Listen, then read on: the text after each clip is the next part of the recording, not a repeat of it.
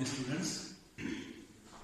Marsilea हम लोग discuss कर रहे थे और मार्सिलिया में पिछली बार हमने बीजाणु धानियाँ किस तरह से बनती है, माइक्रोस्पोरेंजियम और मेगास्पोरेंजियम स्पोरोकार्प के अंदर, जो बताया था मैंने आपको कि स्पोरोकार्प के अंदर बनती हैं, उसमें माइक्रोस्पोरेंजियम और मेगास्पोरेंजियम का डेवलपमेंट कैसे होता है उसके बारे में हमने बात करी थी।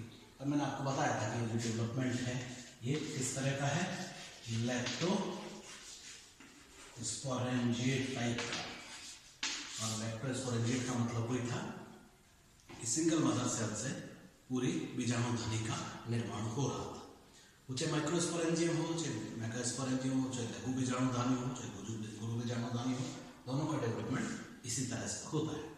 लघु बीजाणु धानी जो होती है उसके अंदर लघु बीजाणु का फॉर्मेशन हो रहा था और गुरु बीजाणु धानी के अंदर गुरु बीजाणु का निर्माण हो रहा था। याद रखने की बात यह थी कि गुरु बीजाणु के धानी के अंदर एक ही गुरु बीजाणु बनता है। फंक्शनल जो होती थी, जितने भी mother cells, megaspore mother cells, उनमें से सारी डीजेनरेट हो जाती, सिर्फ एक बचती, उस एक के से फिर चार का फॉर्मेशन होता और चार में से भी जो बाकी तीन जो बने वो सारे के सारे डीजेनरेट हो जाते और सिर्फ एक फंक्शनल मेगास्पोर बचा हुआ रहता है पर मेगास्पोरेंजियम रेक्टिफाइड कहते हैं मार्सिलिया के अंदर। और इसीलिए उसका साइज भी बहुत बड़ा होता है क्योंकि उसको न्यूट्रिशन खूब अच्छा मिलता है, तो उस साइज में हमेशा बड़ा होता है। लेकिन जो मेगास्पोर्स बन रहे थे वो कैसे थे, साइज में छोटे थे। क्यों छोटे थे? क्योंकि जितने भी मेगास्पोर थे, जितने भी मेगास्पोर माइक्रोस्पोर मदर सेल्स थी, वो सारी की सारी मियोसिस कर रही थी और उनसे फिर माइक्रोस्पोर का फॉर्मेशन हो रहा। तो उनका जो नंबर था वो हमेशा डेफिनेटली ज़्यादा पता, मैंने आपको बताया था कि 8 से लेकर 16 तक माइक्रोस्पोर मदर सेल्स जब पार्टिसिपेट करती हैं तो 32 से लेकर 64 तक माइक्रोस्पोर्स का फॉर्मेशन होता है पर माइक्रोस्पोरेंजियम। तो माइक्रोस्पोर बन गए, मेगास्पोर बन गए, मीन्स जो हमारा स्पोर का था वो अब मैच्योर हो गया।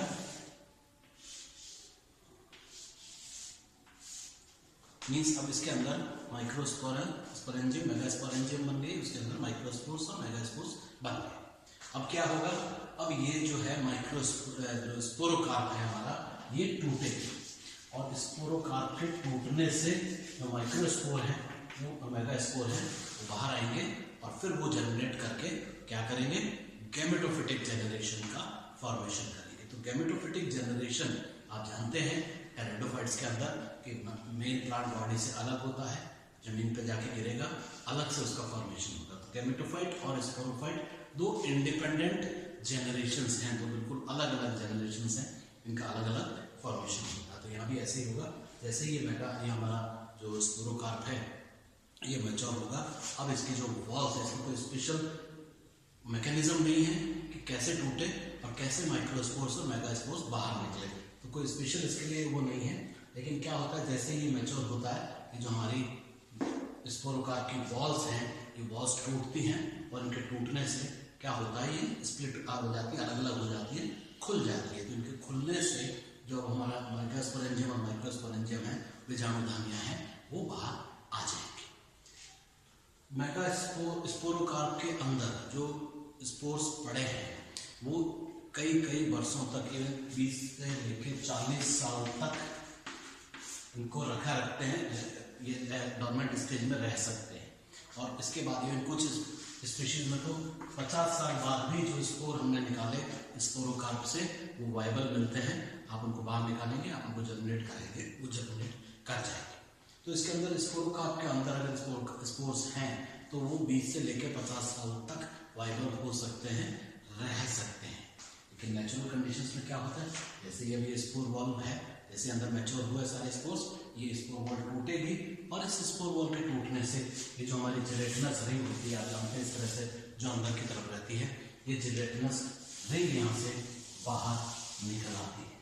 ये बाहर निकल आएगी जिलेटिनस रिंग, और इस जिलेटिनस रिंग के साथ साथ जो हमारी बीजाणु धानियाँ हैं वो आप देखेंगे, आपको इस तरह से यहाँ पर हैंग करती हुई दिखाई देंगी। इस तरह से लगी हुई बीजाणु धानियाँ आपको, सोराई जो है basically this is sori, not बीजाणु धानी, this is sori means group of sporangium. तो ये जो सोराई है ये इसके साथ लगी हुई, किसके साथ, ये जो हमारी जिलेटिनस रिंग है जो चारों तरफ प्रेजेंट रहती है, इस जेलेटिनस रिंग के साथ ये चिपकी हुई बाहर निकल आएंगे और इसके साथ बाहर आ जाएंगे, सारे स्पोराई बाहर आ जाएंगे। और जब बाहर आ जाएंगे तो वो इंड्यूसियम जो इन सारे स्पोरेंजियम को कवर करके रखता है, बताया था मैंने आपको, इंड्यूसियम की लेयर होती है और इसके ऊपर पूर्व बीजाणु धानी होती है और साइड में क्या होती है कि लघु बीजाणु धानी। जो माइक्रोस्पोरेंजियम है वो दोनों तरफ है, ऊपर एक मेगास्पोरेंजियम है। तो इस इंड्यूसियम के टूटने से ये सारे के सारे बीजाणु धानियाँ बाहर निकल आती हैं और इनके बीजाणु धानियों के स्पोर वॉल के टूटने से जो स्पोर्स हैं वो लिबरेट हो जाएंगे, बाहर निकल जाएंगे और जमीन पे आके गिरेंगे।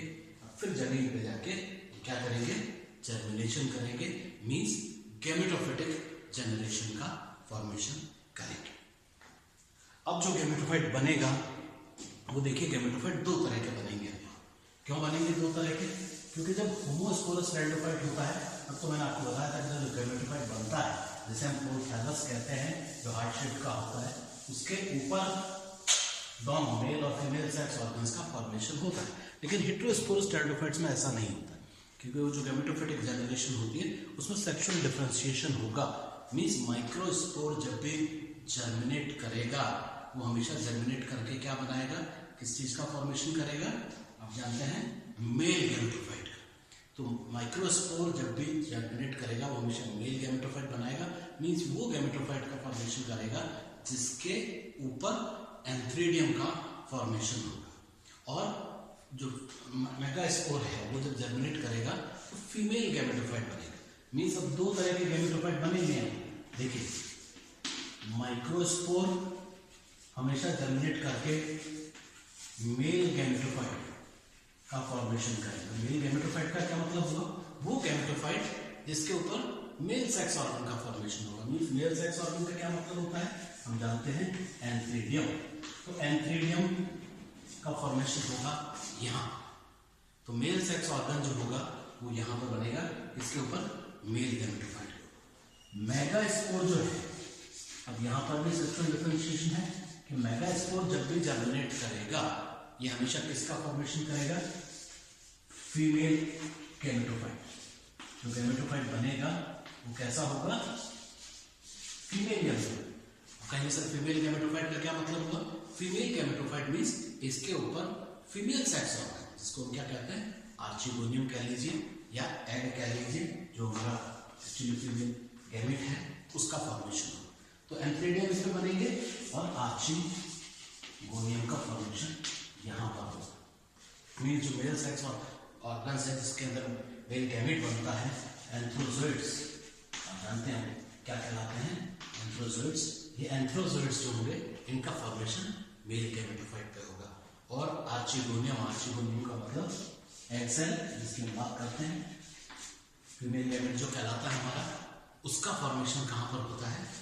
आपके फीमेल गैमेटोफाइट के ऊपर, जिसके ऊपर की आर्चिगोनियम लगता है। तो जो दोनों गैमेटोफाइट होंगे वो गैमेटोफाइट अलग अलग बनेंगे, दो तरह के गैमेटोफाइट बनाएंगे। क्यों? क्योंकि हमारा जो मार्शिलिया है वो किस तरीके का ना, वो है हेटेरोस्पोरस। हेटेरोस्पोरस का मतलब विषम बीजाणु, विषम बीजाणु टाइप का है, चूंकि एक से अधिक प्रकार के स्पोर्स बनते हैं। मैंने आपको बताया था कि एक एडवांस कैरेक्टर होता है कि एक से अधिक जब बनते हैं स्पोर्स, हेटेरोस्पोरस कंडीशन, तो उससे क्या होता है, जो गैमेटोफाइट है उसका सेक्सुअल डिफरेंशिएशन होगा, इसका सेक्स डिफाइन हो जाएगा। माइक्रोस्पोर हमेशा मेल गैमेटोफाइट बनाएगा, इसके ऊपर कभी भी आर्चिगोनियम का फॉर्मेशन नहीं होगा, हमेशा क्या होगा, एंथ्रीडियम का फॉर्मेशन होगा और जिससे एंथ्रोजोइड्स का फॉर्मेशन होगा। इसी तरह से जो मेगास्पोर है वो हमेशा फीमेल गैमेटोफाइट का फॉर्मेशन करेगा, उसके ऊपर सिर्फ आर्चिगोनियम लगेंगे और उससे एग का फॉर्मेशन होगा जो हमारा फीमेल गैमेट होगा। और फिर इन दोनों के फ्यूजन से, फर्टिलाइजेशन से वापस एम्ब्रियो का फॉर्मेशन होगा। मींस जो स्पोरोफिटिक जनरेशन जो पीछे रह गई थी, स्पोर के बनने के साथ जो गैमेटोफाइट शुरू हो गया था वो खत्म हो जाएगा और वापस स्पोरोफिटिक जनरेशन शुरू हो जाएगी।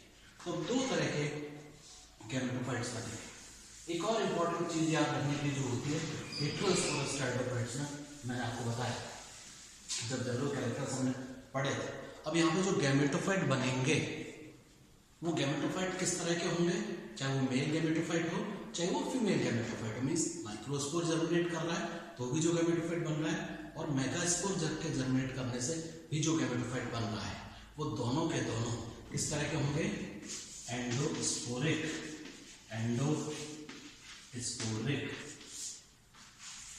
अब कहेंगे सर क्या होता है एंडोस्पोरिक? देखिए इससे पहले हमने बात करी थी एक्सोस्पोरिक टाइप के गैमेटोफाइट की लाइकोपोडियम के अंदर, इक्विसिटम के। लेकिन स्लेजिनेला जब आपको याद हो, अगर हमने पढ़ा था तो मैंने आपको बताया था कि जो गैमेटोफाइट बनता है वो बहुत रिड्यूस्ड होता है। गैमेटोफाइट का बेसिकली क्या काम होता है? गैमेटोफाइट का काम होता है कि उसके ऊपर सेक्स ऑर्गन्स का फॉर्मेशन हो जाए, एंथ्रीडियम, आर्चिगोनियम, और उसी के ऊपर एंथ्रोजोइड और एग का फॉर्मेशन हो जाए, ताकि फर्टिलाइजेशन करके नया जाइगोट बनाया जा सके, स्पोरोफिटिक जनरेशन को वापस बनाया जा सके। ये जो काम होता है, जो होमोस्पोरस टेरिडोफाइट होते हैं, उसमें मैंने आपको बताया था, अगर आपको याद हो तो, कि ये स्पोर है, ये देखिए जनरली दो वॉल होते हैं, डबल लेयर, टू वॉल होता है, सिंगल सेल यूनिन्यूक्लियेटेड स्ट्रक्चर होता है। ये जो बाहर वाली होती है लेयर, ये एक्साइन कहलाती है, और अंदर वाली होती है वो कहलाती है एंटाइम। तो जब इसका जर्मिनेशन होता है, जमीन पे आके गिरता है, फेवरेबल कंडीशंस मिलती हैं इसको, तो ये जर्मिनेट करता है, तो क्या होता है, एक्साइन टूटती है और एंटाइम ट्यूब के फॉर्म में बाहर निकल आता है। हमारा जो न्यूक्लियस है ये माइग्रेट कर जाता है इस ट्यूब के अंदर, और फिर उसके अंदर होते हैं रिपीटेड माइटोटिक डिविजन्स, और उससे बनता है प्रोथैलस। ये देखिए, ये प्रोथैलस का फॉर्मेशन हो गया। Now this is the gametophyte prothallus. ये जो गैमेटोफाइट है इसका सेक्शुअल डिफरेंशिएशन नहीं है, क्योंकि ये होमोस्पोरस टेरिडोफाइट से बना है। क्यों नहीं है? क्योंकि इसी के ऊपर एंथ्रीडियम और आर्चिगोनियम दोनों का फॉर्मेशन होगा। ज्यादातर होमोस्पोरस टेरिडोफाइट्स के अंदर जो गैमेटोफाइट बनता है उस पर आपका एंथ्रीडियम और आर्चिगोनियम दोनों एक ही के ऊपर लगते हैं। लेकिन यहाँ पे अब जो गैमेटोफाइट बना, देखिए वो कहाँ बना है, इस स्पोर की वॉल के बाहर। स्पोर की वॉल के बाहर, स्पोर की वॉल टूटी और बाहर निकला इंटेंट ट्यूब के रूप में, और बाहर जाके गैमेटोफाइट बना है। इसलिए इस तरह के जो डेवलपमेंट होता है उसको हम कहते हैं exosporic, means outside the spore wall. Development of gametophyte, formation of gametophyte outside the spore wall. Spore की वॉल के बाहर जब गैमेटोफाइट का डेवलपमेंट फॉर्मेशन होता है तो वो कहलाता है एक्सोस्पोरिक। लेकिन यहाँ इसका उल्टा है, एंडोस्पोरिक। मींस ये देखिए, अगर हमारा ये स्पोर है, नाउ दिस इज माइक्रोस्पोर, तो जो गैमेटोफाइट बनेगा वो इस स्पोर वॉल के अंदर ही बनेगा, बाहर नहीं बनेगा। तो पूरा का पूरा गैमेटोफाइट, या जिसके ऊपर एंथ्रीडियम, जैसे मान लीजिए मेरी गैमेटोफाइट है तो इस पे बनने हैं, या एंथ्रोजोइड्स का फॉर्मेशन इस पे होना है, तो वो सब यही होगा इस स्पोर वॉल के अंदर ही।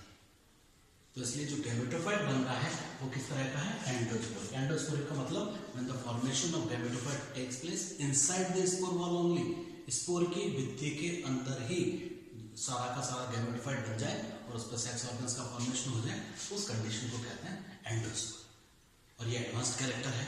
क्यों एडवांस्ड कैरेक्टर है? क्योंकि एक तो देखिए इतना बड़ा सिस्टम आपको बनाना पड़ रहा है प्रोथैलस, उसके लिए बहुत सारी एनर्जी चाहिए होती है प्लांट को, तब जाके फोटोसिंथेसिस होगा, खूब सारा होगा, और वो यहाँ पे बनेगा। यहाँ पे कुछ रिजर्व फूड मटेरियल है, उसकी सहायता से छोटा सा गैमेटोफाइट बना लिया जाएगा। दूसरा, अभी स्पोर वॉल के बाहर बना, मीन्स ये एनवायरमेंटल कंडीशंस के ऊपर डिपेंड हो गया। इसमें जो डेथ होने के चांसेस हैं, नुकसान होने के चांसेस हैं, वो बहुत ज़्यादा बन गए, क्योंकि एक्सपोज हो गया एनवायरमेंट। लेकिन ये जो है, ये देखिए अंदर ही बन रहा है, तो एक्सपोजर नहीं है एनवायरमेंटल कंडीशंस को, तो इसके जो खराब होने के चांसेस हैं वो कम होंगे, मीन्स रेट ऑफ सर्वाइवल ज़्यादा होगा।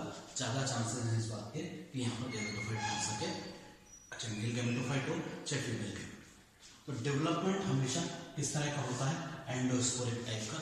एग्जाम में इस पर क्वेश्चन पूछा जाता है, मार्शिलिया के अंदर जो गैमेटोफाइट का डेवलपमेंट है वो किस तरह का है, इट इज एंडोस्पोरिक।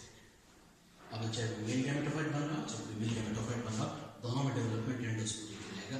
अब हम बात करेंगे about the development of male gametophyte, किस तरह से एंथ्रोजोइड्स बनते हैं, और डेवलपमेंट ऑफ फीमेल गैमेटोफाइट, और कैसे एग सेल का फॉर्मेशन होता है। उसके बारे में बात करेंगे अगले लेक्चर।